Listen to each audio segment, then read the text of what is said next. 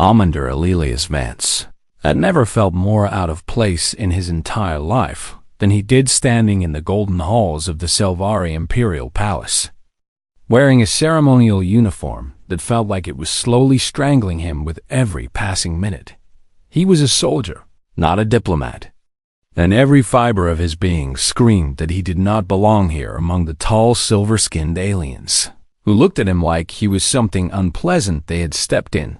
The war had lasted 30 years, and humanity had paid for every inch of space they claimed with blood and sacrifice and the lives of millions. But now the fighting was over, and peace had come at last, wrapped in treaties and agreements and one very specific clause that had brought Elias to this moment. He was here to get married. The bride stood across the ceremonial chamber, and she was everything Elias was not, tall and elegant and beautiful in the strange alien way of her people, with silver skin that seemed to glow in the light and 4 graceful arms folded across. Her chest, in what he had learned, was a gesture of supreme displeasure. Princess Calithra of the Third Imperial House regarded her future husband with eyes like shattered purple gemstones. And in those eyes, Elias could see exactly what she thought of him and this entire arrangement. She thought he was a primitive creature from a primitive world, useful perhaps in the bloody business of war, but utterly beneath her notice in all other respects. And she was not alone in this opinion. The Selvari had demanded this marriage as part of the armistice. A human officer of sufficient rank bound to Selvari. Nobility is a living symbol that the two species could exist together without killing each other. And Earth's coalition had agreed because they were desperate and tired and could not afford to keep fighting. So here stood Elias, a man who had spent 2 decades learning how to kill Selvari, about to promise his life to one. The ceremony was cold and formal and completely devoid of any warmth or genuine feeling, conducted in the Selvari language that Elias had only partially learned, with vows that spoke of duty and obligation and the binding of 2 peoples rather than 2 hearts. When the final words were spoken and the ceremonial bands were placed on his wrists and her lower left arm, Calithra turned away from him without a single word and walked from the chamber without looking back.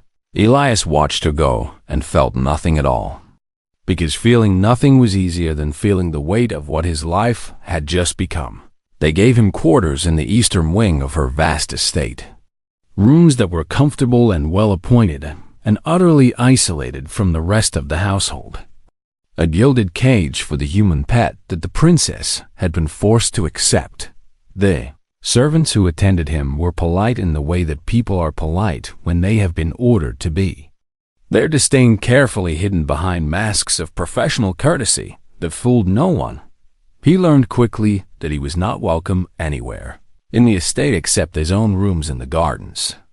And even in the gardens, the other residents would turn and walk the other way. When they saw him coming, Calithra's family made no attempt to hide their feelings about the arrangement, and her father in particular seemed to take personal pleasure in reminding Elias at every opportunity that humans were short-lived creatures of limited intelligence who had only survived the war because they bred like vermin and threw bodies at problems. Until those problems went away, Elias smiled and nodded and said nothing, because he had learned a long time ago that surviving was more important than pride. And he had survived far worse than the contempt of aliens who thought themselves his betters. The weeks passed slowly, each day much like the one before it, and Elias fell into a routine of exercise and study and careful observation of the world he now found himself trapped within. He watched the servants and learned their patterns, noted which guards were disciplined and which were lazy, mapped the estate in his mind until he knew every corridor and every exit and every shadow where a man might hide if he needed to. Old habits died hard, and the habits of a soldier died hardest of all. Calithra rarely spoke to him, and when she did, it was only to deliver some instruction or reminder of an event he was required to attend. her voice cool and distant and utterly devoid of any interest in who he was or what he thought. She did not hate him. He realized after a while, because hate would have required her to consider him worthy of such a strong emotion. And she simply did not think of him at all, except when necessity demanded. He was furniture to her. A requirement to be tolerated, and in some ways that was worse than hatred.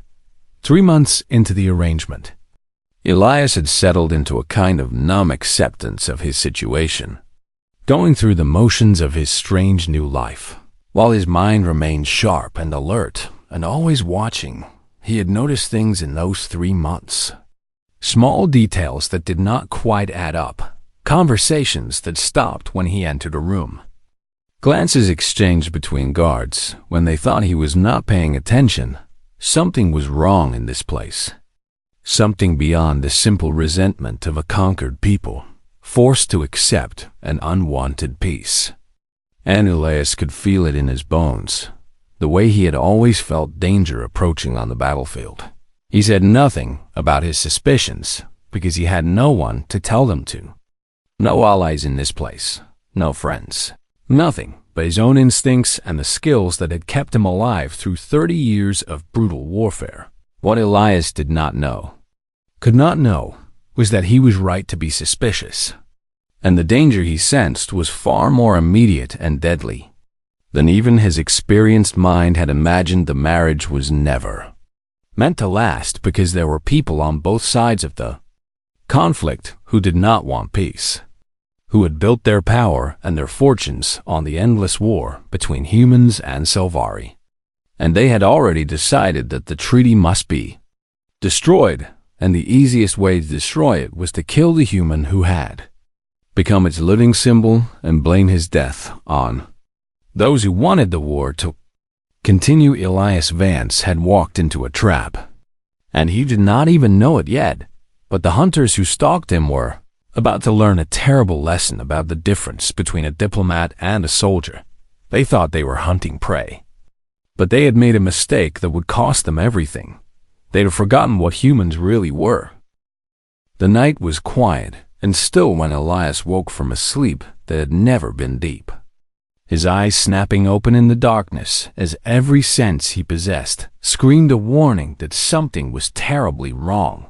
He did not move, did not change his breathing, did not give any sign that he was awake as he listened to the soft hiss of his door seal being bypassed by someone who knew exactly what they were doing. 4 figures slipped into the room like shadows made flesh, their movements silent and practiced, their bodies covered in void black armor that absorbed what little light filtered through the window. Selvari military equipment, the best money could buy, worn by professionals who had clearly done this kind of work before. They expected to find a sleeping diplomat, a soft politician playing at being a soldier, an easy target who would die before he even knew what was happening.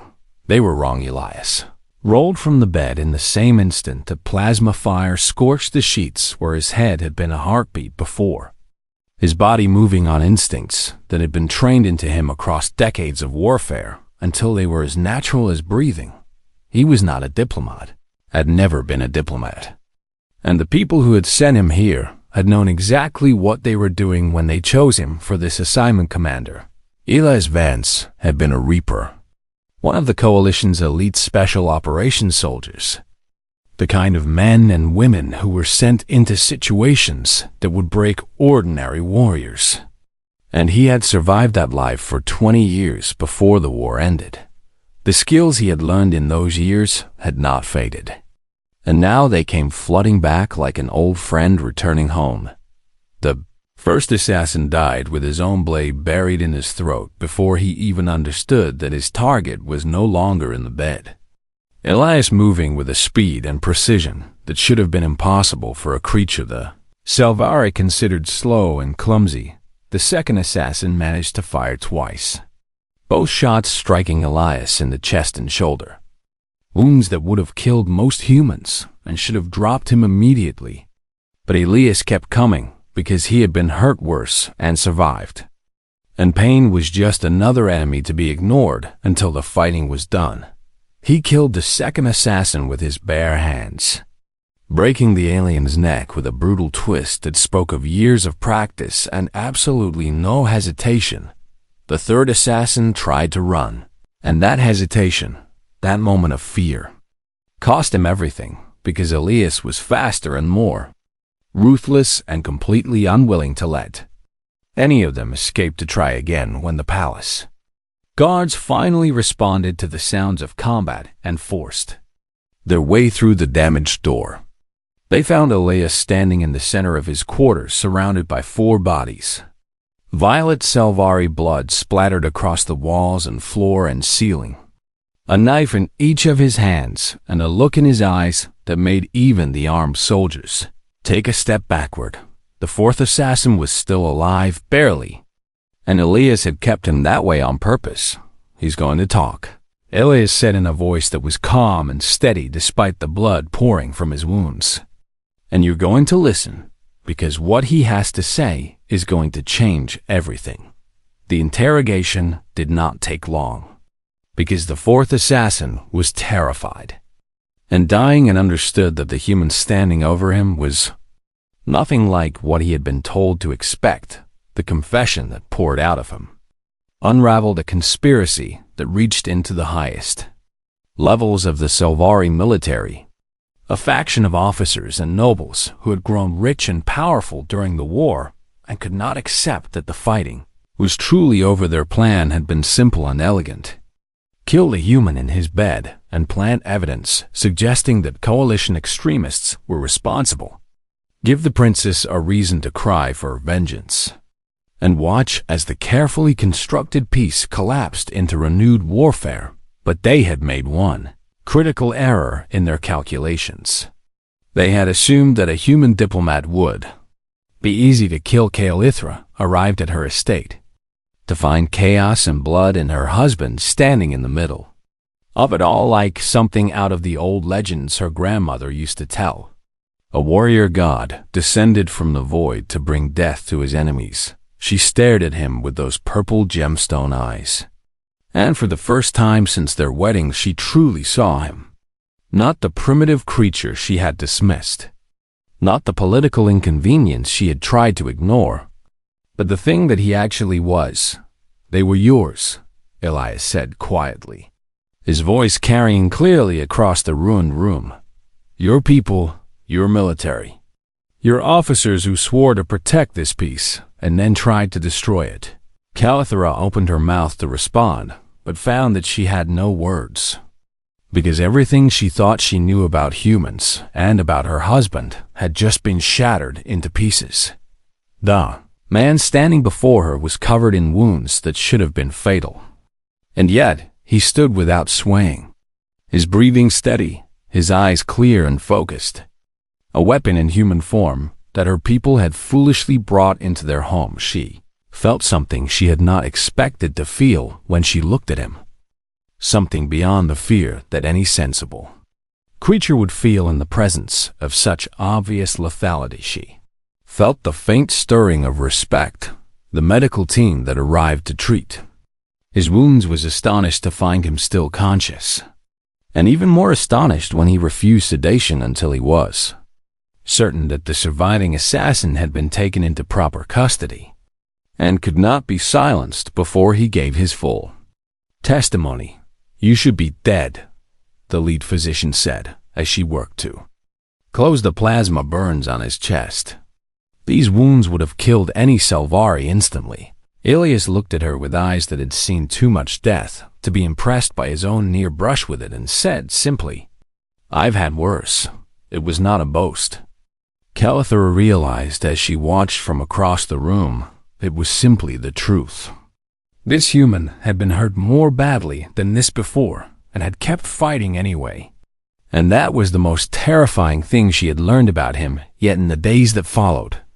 As the investigation spread and the conspiracy grew larger with each new confession, she found herself watching her husband with new eyes and wondering how she could have been so blind. He had been a monster hiding in plain sight, a killer wrapped in the disguise of a diplomat. And she had dismissed him as beneath her notice because she had been taught that humans were inferior to her. People had fought these creatures for 30 years, had lost millions of soldiers to their armies, and she had still somehow believed that they were primitive and weak. Now she understood the truth that her ancestors had known, and her generation had forgotten humans were not weak. Humans were patient, and when that patience ran out, they were the most dangerous things in the galaxy. The assassination attempt should have ended everything. Should have sent Elias back to Coalition space, where he would be safe and protected. Should have given him the perfect excuse to escape this gilded cage and never return. Instead, it made him stay. He refused the offers of protective custody with a polite smile that did not reach his eyes. Declined the suggestions that he return to Earth until the situation was resolved. And instead began doing something that no one had expected. He started hunting the fourth assassin, had given them names and places and dates. Fragments of a larger picture that most people would have handed off to investigators and forgotten about. But Elias was not most people, and he had never been very good at letting other people fight his battles. He pulled at the threads of the conspiracy with methodical patience, following each lead wherever it took him, asking questions that seemed innocent until you realized how much information they extracted, building a picture of the enemy that grew more disturbing with every passing day. Calithri found herself drawn into the investigation, despite her initial reluctance. First, because political necessity demanded that a member of the imperial family be involved. Then because she wanted to understand how her husband did what he did. And finally because she had begun to realize that she had been wrong about him in every possible way. She watched him work and saw something that terrified her more than his capacity for violence ever had. She saw intelligence that was cold and relentless and absolutely unwilling to stop until it had found every single person who had tried to kill him. A mind that approached problems like a predator stalking prey through tall grass. Patient and focused and utterly without mercy. The conspiracy was larger than anyone had suspected, reaching beyond the military faction that had sent the assassins into something called the Ossuary Pact, a shadow alliance of Selvari supremacists who believed that the war should have continued until humanity was extinct. But the Ossuary Pact was not working alone. And as Elias dug deeper, he found connections to rogue elements within the coalition itself.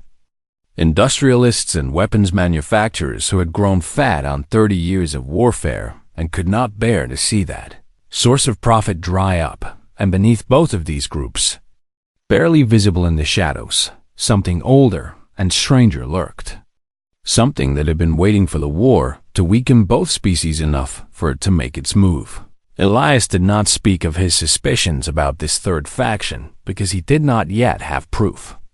But Calithra could see in his eyes that he was aware of it, tracking it, preparing for whatever it might do when it finally emerged from hiding. One night she watched him interrogate a captured conspirator, a Selvari noble who had helped fund the assassination attempt and was now desperately trying to bargain for his life.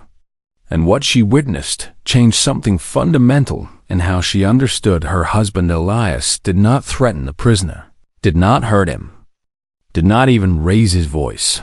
He simply talked. He sat across from the noble in a quiet room and spoke in a calm, steady voice about things that seemed unrelated to the conspiracy, about the noble's family and his business interests and his hopes for the future. And somehow in that conversation, he found every weakness and every fear and every secret shame that the noble had ever hidden. And then he waited. The silence stretched out between them, heavy and oppressive, and Calithra watched the noble begin to crack under the weight of it, begin to fill that silence with words, because he could not bear the pressure of being truly seen by the human sitting across from him. The confession that followed was complete and devastating. Names and dates and locations pouring out in a desperate flood. And through it all, Elias just listened with that same calm expression. occasionally asking a quiet question that sent the confession spiraling in a new direction. When it was over, and the guards had taken the broken noble away, Calithera found herself alone with her husband for the first time since the assassination attempt. And she asked the question that had been burning in her mind. How did you do that? He never even saw you as a threat. He just started talking like he could not stop himself. Elias looked at her with eyes that were old beyond his years. Eyes that had seen things she could not imagine and had been changed by them in ways she was only beginning to understand. Your people think cruelty is strength, he said in a voice that was tired but not unkind.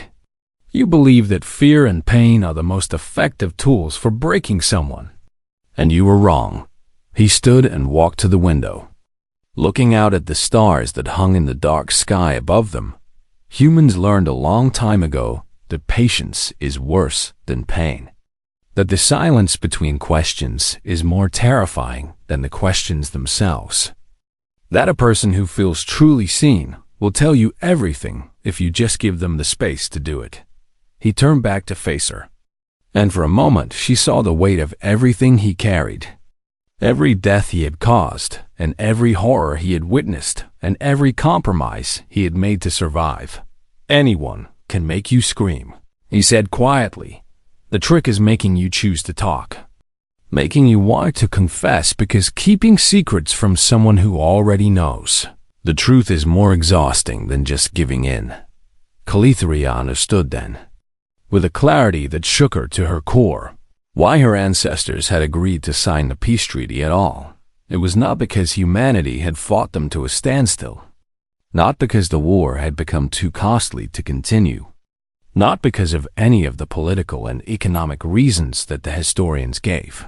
It was because somewhere in the 30 years of bloody conflict, the leaders of the Silvery hegemony had realized what humans truly were, had understood the thing that her generation had been allowed to forget.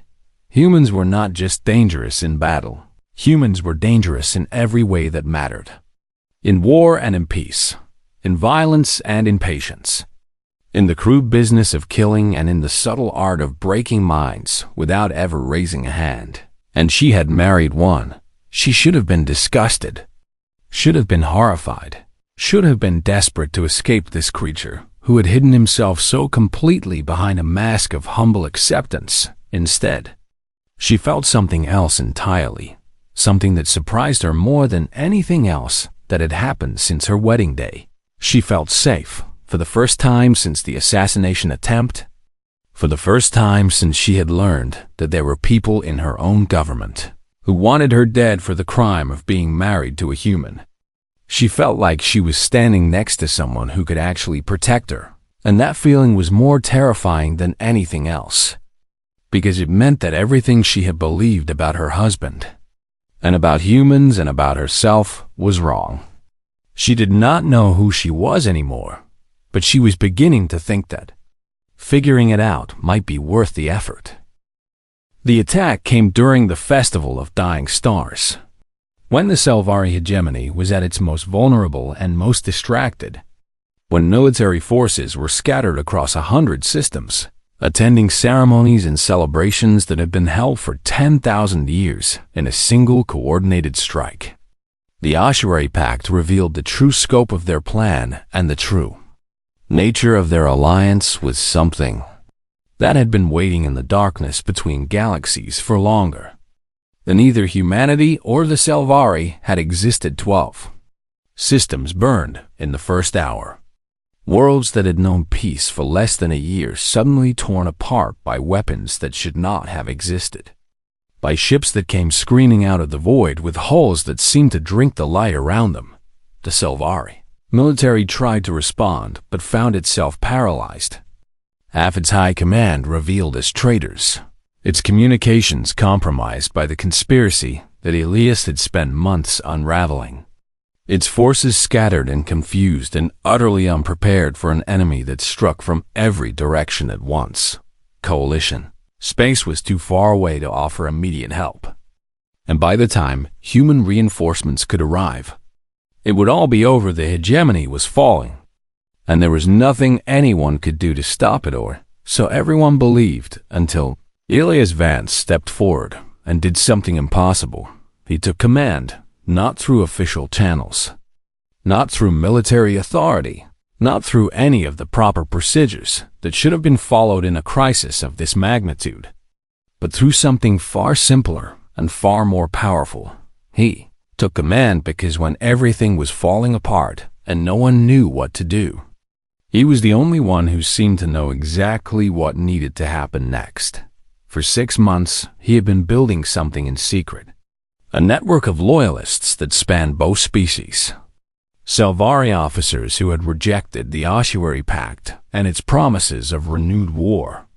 Human advisors and soldiers stationed throughout the hegemony who had come to believe in the peace they were supposed to represent.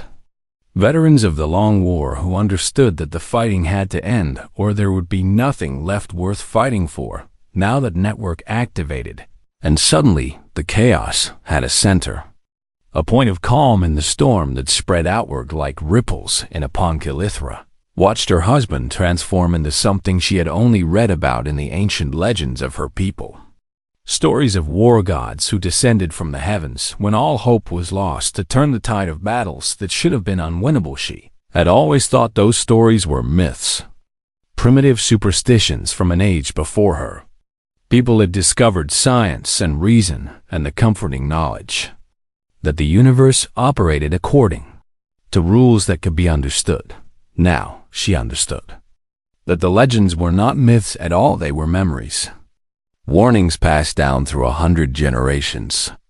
Descriptions of something that the Selvari had encountered before in the depths of history, and had been terrified enough to enshrine in their oldest religion's war. Gods were real, and she had married one. Elias did not sleep for the first 3 days of the invasion, coordinating the defense of the hegemony from a command center that had been hastily assembled in the capital.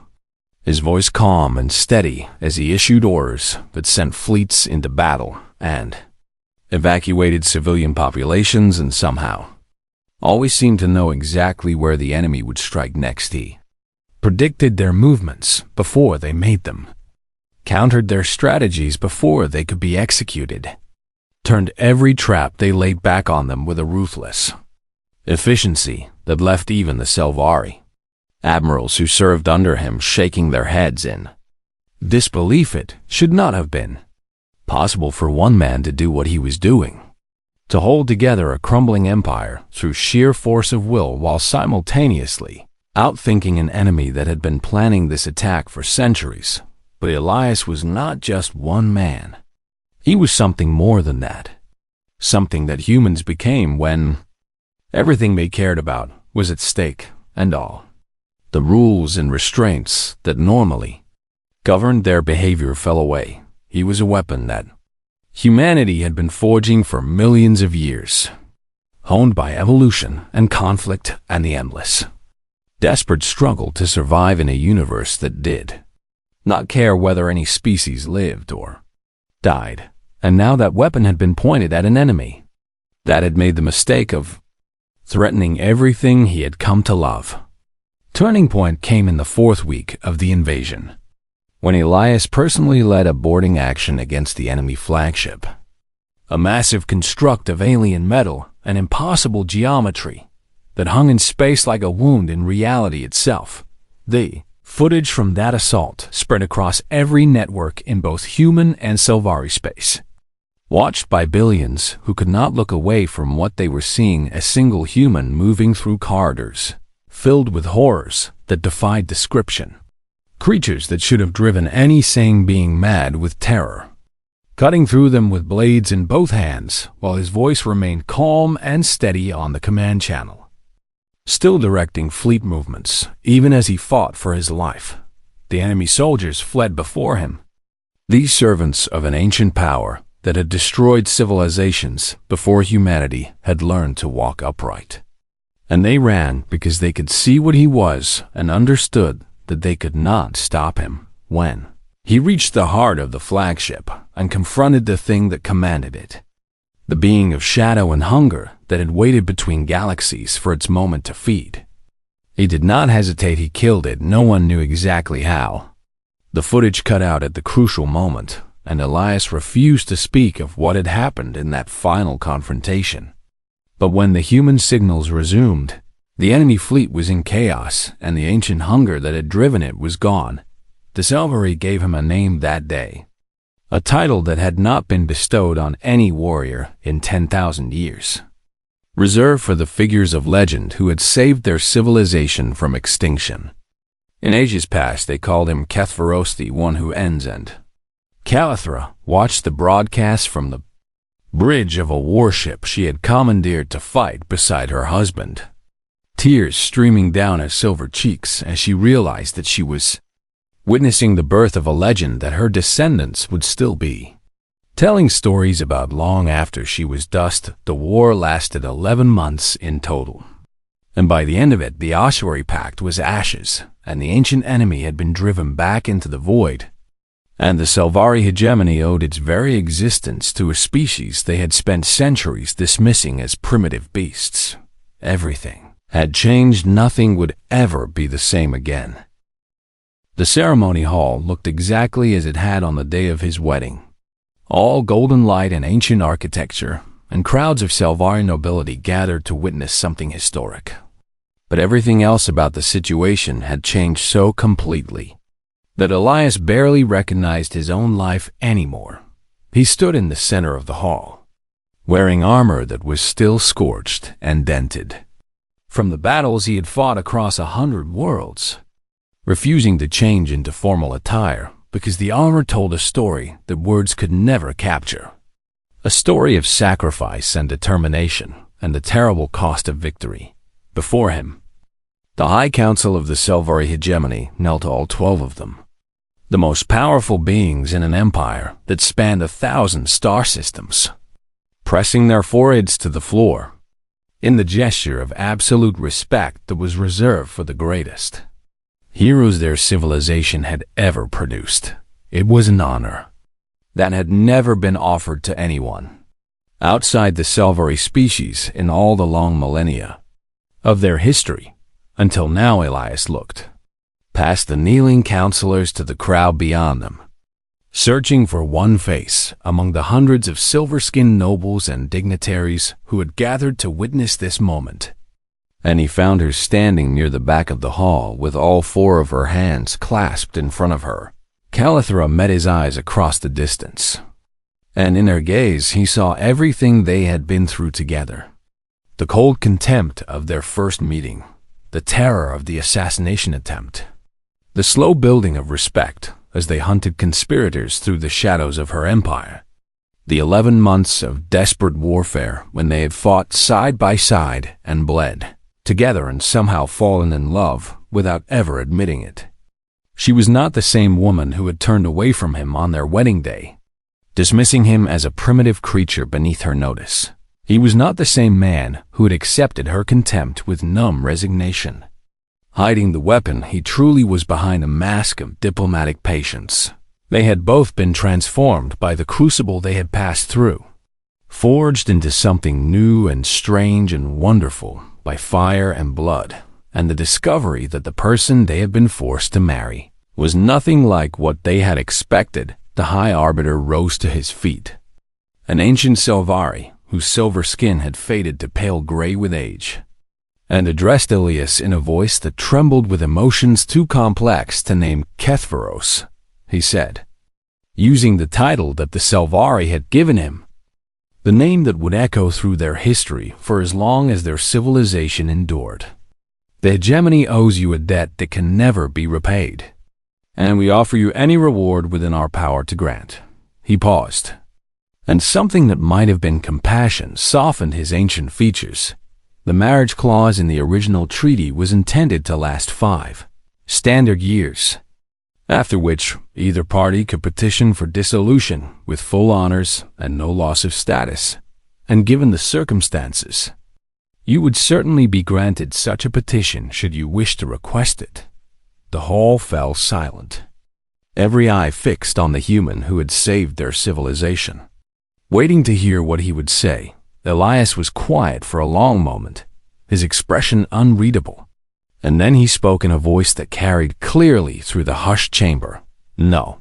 A ripple of surprise passed through the crowd, and Calithra felt her heart stop beating for an instant that seemed to stretch into eternity.